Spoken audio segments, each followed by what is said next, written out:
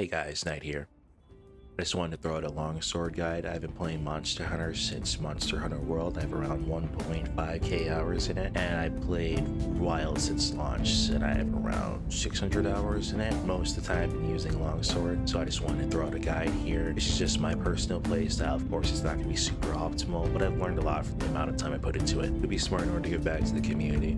There's a big difference between Longsword in World and Longsword in Wild, namely Focus Mode being one of the biggest buffs available to it. Due to Focus Mode and the new directional attacks you get, it allows you to run things like maximum might in your build in order to utilize the extra affinity boost when you are at full stamina, since you'll be able to dodge attacks without having to press the dodge button or the foresight button, which allows you to conserve your stamina. There's also a new mechanic that they added to Longsword.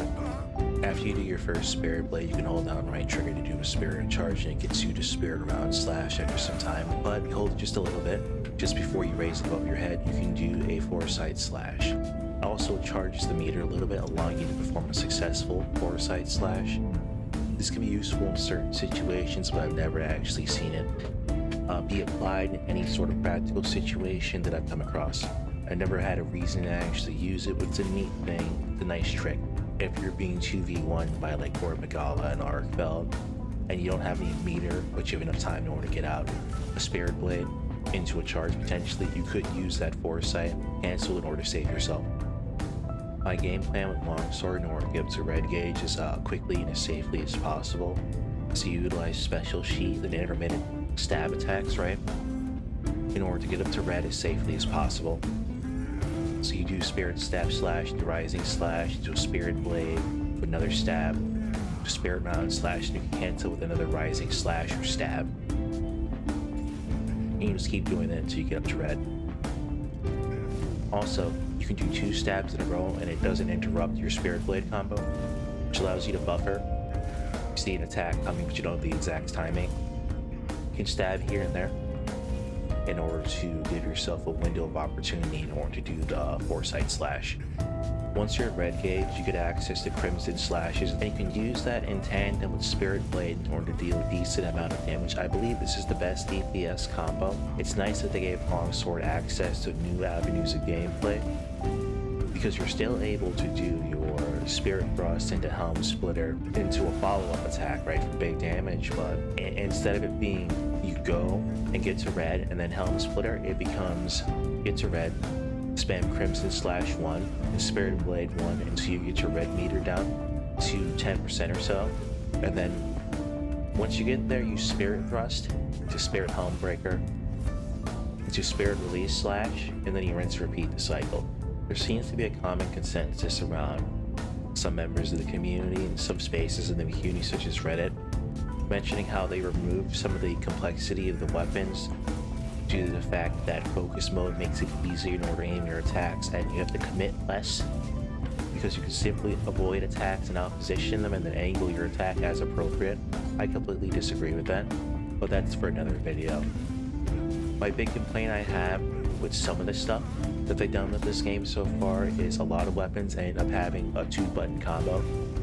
Longsword, for example, went from fishing for red gauge right into spamming Crimson Slash and Spirit Blade. Of course, there's a counterpoint because in World, right, the gameplay was also extremely one-dimensional. The end result was you getting to red as fast as possible and then Spirit Helm Breakering when you found a good opportunity in order to do that. Although these are 2-button combos, it's more interactive than the previous iterations, but that's in World. Has a Spirit Slash move that serves as like a counter attack. So if you see a big move coming, you could go into Special Sheath and then ready your Spirit Slash, time it appropriately, counter for big damage and gain a meter. But in World, if you didn't do it successfully, you lose a meter. In this game, that's no longer the case, which is fine. It's less punishing. At the same time too, you're more apt to use Foresight Slash anyway in order to counter whatever moves are coming towards you, or rather parry whatever moves coming towards you. The Special Sheath Spirit Slash is a counter move that you use to punish things that are coming towards you because the amount of damage that it can deal is actually somewhat reasonable, and it also generates you a meter for very little commitment.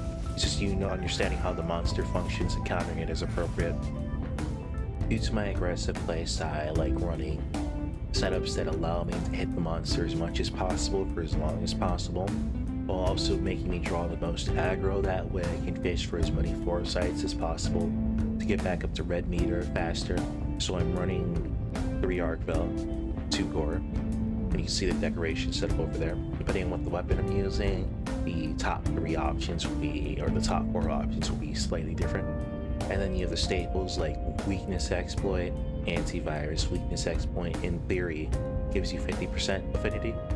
Antivirus gives you 10% from curing the frenzy, and 15% from the antivirus decoration for their 25%. Maximum might gives you 20%, which puts me at almost 100% affinity or 100% affinity. You can utilize maximum might a lot more often than you think you could, allowing you to get more affinity at a low opportunity cost. I'm also running evade window as a comfort skill because I believe it affects your foresight slashes, and you have some extra comfort in terms of avoiding attacks. I'm also running flinch free because some monsters have multi-hitting charge or AoE attacks, and if you're able to pretty much super armor through the first hit, you can successfully foresight or spirit slash it, giving you more meter. I'm also running convert element. I believe that's from the gear that I have on. If you get hit by a monster, you get some extra dragon damage. It's very good. The idea is to avoid as much damage as possible and to foresight as much as possible, so if you do get hit, you do benefit from it. Coalescence works well with the core set. They synergize extremely well, so I have that equipped. It's a no-brainer. It's extra elemental damage and status effect if you successfully cure an abnormal status effect, which would include, Fire Blight, Frenzy, Ice Blight, Water Blight, etc. Recovery speed, it's nice. It's not necessary though. Self-improvement, obviously, it gives you a little bit of extra damage as time goes on. This is a more of a flex slot than anything. You can put anything there, and then Shock Absorber because I do a lot of SOSs. If you're not too comfortable with your skills with Longsword, I believe Evade Extender is a good choice because it affects abilities like Foresight Bro Slash, giving it more distance, and the regular Foresight Slash as well. Ideally, you don't run Evade Extender, but if you have to and you want to, I believe it's a good choice as well. Or if your build fits it in, you can also have that in there just as a nice quality of life. If anything, it's additive to what Fade Slash provides too. You can mix in Fade Slashes in your combo in order to get more meter, but at the cost of the animation commitment from this attack. It's not much, but for Longsword, a lot of the attacks come out fast, quick, very little animation commitment. And Fade Slash puts you in a situation where you can't do anything until you actually touch the ground again, which is why I don't use it often anymore. In World, you use it a lot more often because it generates a lot of meter for you very quickly. Depending on what attack you're doing, you can cancel it, mid-attack in order to go to a special sheet, and then you can use that to counter whatever the monster is doing, or to start the regeneration up again. That way you can get to your next meter faster. You can do consecutive foresight slashes. In this game, if you do a successful one, when you do a follow-up hit after the initial foresight row slash, you can chain into another one to do consecutive foresight row slashes. As you can see here, you can do a special sheath cancel in the middle of foresight in order to get out of the way of something. Of course, you don't often do this, but it's a neat thing that you could utilize if you do see something coming towards you. The biggest tip I can give for Longsword is utilizing the thrust as often as possible in between every attack when appropriate. You don't want to do it all the time. Simply stabbing in between everything will allow you to play safer, and at the same time too, if the monster does turn on you, it rewards you if you successfully foresight it. Another neat thing about the focus mode, right, is it allows you to change the direction of your foresight slashes mid-foresight. That can be useful for redirecting attacks or getting around stuff, but it takes a little bit of practice. Thankfully, the devs decided to actually allow you to sheath your weapon mid-air, so you don't need to commit to doing a Spirit Helm Breaker, and it allows you to avoid some attacks, depending on how it goes towards you. Some attacks have a really high vertical hitbox, which means you wouldn't have been able to avoid it anyway, but if it's a low swinging attack, right, you can jump over it to get behind the monster, or use it to reposition.